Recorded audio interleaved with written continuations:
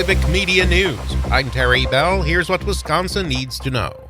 A crash that injured 8 children in southeast Wisconsin yesterday was caused by a driver running a stop sign. Ozaukee County deputies say the impact knocked the Random Lake school bus over. 36 kids were on the bus. Some of them got bruises, concussions, and even broken bones. The SUV driver was ticketed.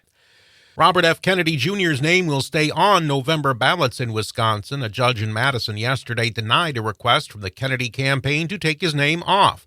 Kennedy is out of the race and endorsing Donald Trump. Kennedy's lawyer says he plans to appeal. Enrollment at the universities of Wisconsin is up by a little more than 1,000 students. System President Jay Rothman says that's despite some challenges like the bumpy rollout of a new financial aid form and not enough money for the Wisconsin Tuition Promise program. More official enrollment counts are expected in a couple of weeks. A program that helps small Wisconsin farmers and hunger relief efforts is marking its second anniversary. The Local Food Purchase Assistance Program gives grants to farmers who set aside some of their fresh produce for food pantries. This guaranteed income has allowed farms to invest in their operations and do things that they otherwise wouldn't be able to do. The program's Forrest Humphrey says the program allows hunger nonprofits to buy in bulk and cut down on transportation, which reduces their carbon footprint. A new survey says Wisconsin's child care centers need more staff. The State Department of Children and Families research shows about 60% of providers have staff shortages. Providers would be able to serve as many as 33,000 more kids if they were at full capacity.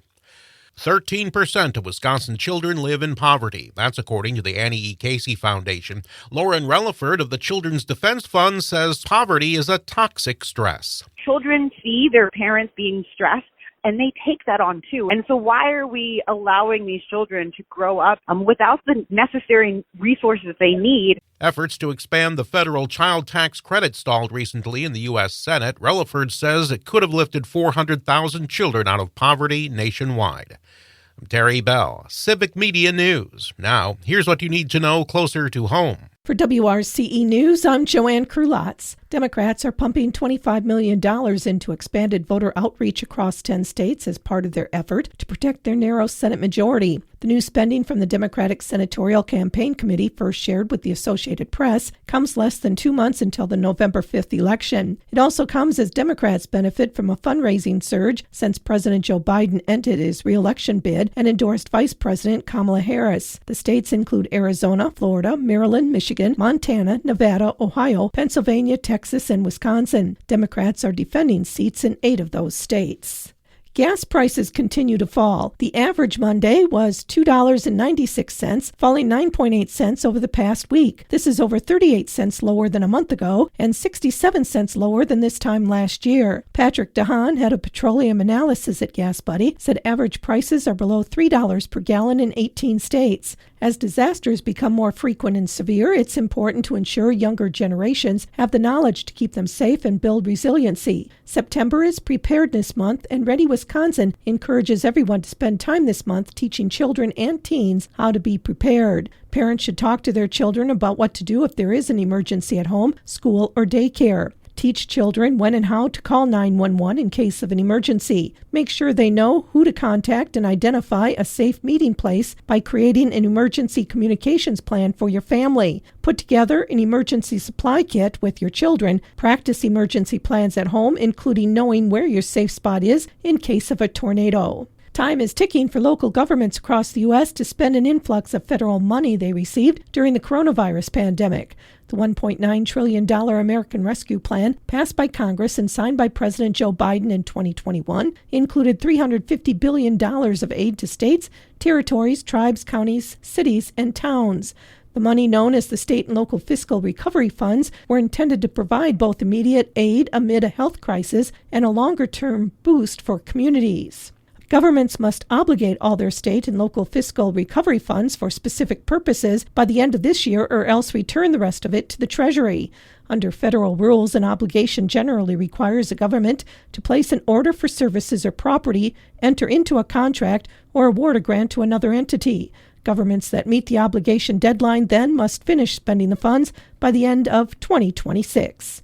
Many are wondering about letters received from Richland County about a data security incident. On or about October 4th, 2023, Richland County detected unauthorized access to its network as a result of a sophisticated cybersecurity incident initially described as a network disruption. On August 1st, 2024, it was discovered that certain impacted files containing personal information may have been accessed on or acquired by an unauthorized individual between September 28, 2023 and October 26, 2023. Richland County then provided written notification of this incident via U.S. mail to those whose contact information was on file and whose information was determined to be impacted. If you have any further questions regarding this incident, call the dedicated and confidential toll-free response line that has been set up to respond to questions at 1-833-215-3616. And that's what you need to know. I'm Joanne Krulotz.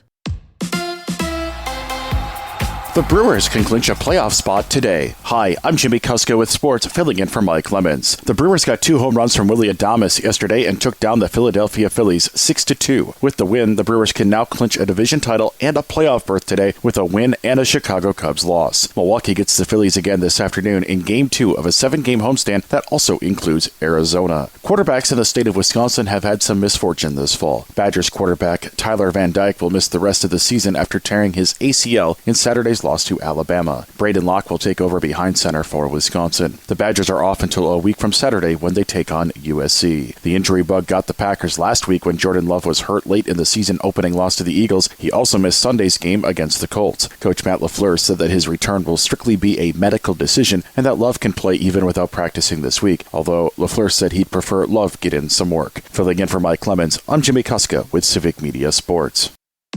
On your entertainment beat, I'm Pete Schwaba. The box office is looking strong so far heading into fall. Beetlejuice stayed in the top spot for the second week in a row, taking in almost $52 million this past weekend. The Michael Keaton-led sequel has now taken in $188 million domestically and $264 million worldwide. Newcomer Speak No Evil came in second place with over $11 million. The well-reviewed thriller starring James McAvoy had a pretty good opening weekend, considering you could also stream it at home. In third place is the resilient Deadpool and Wolverine, which brought in just over $5 million in week number 8 of its release.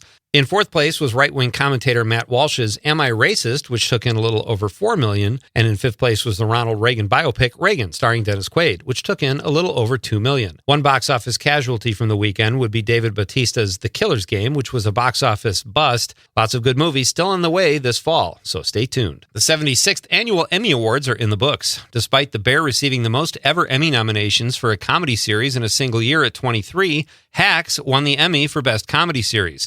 Shogun had 25 Emmys and 1 Best Drama, as well as Best Lead Actor and Actress. The show took home 18 Emmys in its first season. That's a record for a single year. This is the second time the Emmys have been held in 2024, as the 75th annual ceremony was held in January due to the writers and actors strikes. Hack's winning Outstanding Comedy Series over The Bear was not really an upset, but was a surprise. Lead actress in the show, Jean Smart, won Best Actress in a Comedy Series, and the show also won the Emmy for Best Comedy Writing. Speaking of comedy, taking home the Emmy for Outstanding Talk Series was The Daily Show, and in the scripted variety series, it was Last Week Tonight with John Oliver. If you haven't checked it out, it's an absolute must. Brilliant show. Could Ewan McGregor play Obi-Wan Kenobi again? It seems the Force is still with him. After a string of canceled Star Wars shows in the last few years, the franchise is rethinking bringing back McGregor to play Kenobi, and McGregor says he's game. McGregor started playing Kenobi in 1999 in The Phantom Menace and played the character in the 6-episode series Obi-Wan Kenobi on Disney+. The network has not given a definitive answer yet on whether or not the series will return for a second season.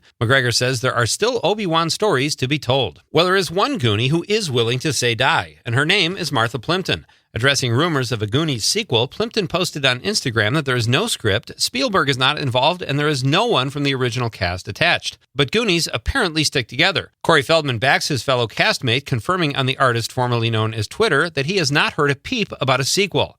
Buzzkill. For more showbiz fun, tune in to Nightlight with me, Pete Schwaba, weeknights from 6 to 8 p.m. on the Civic Media Radio Network. With your forecast, I'm Corey Hartman. Sunshine today, a high near 87. For tonight, clear with a low of 52. Sunny, 86 for Wednesday.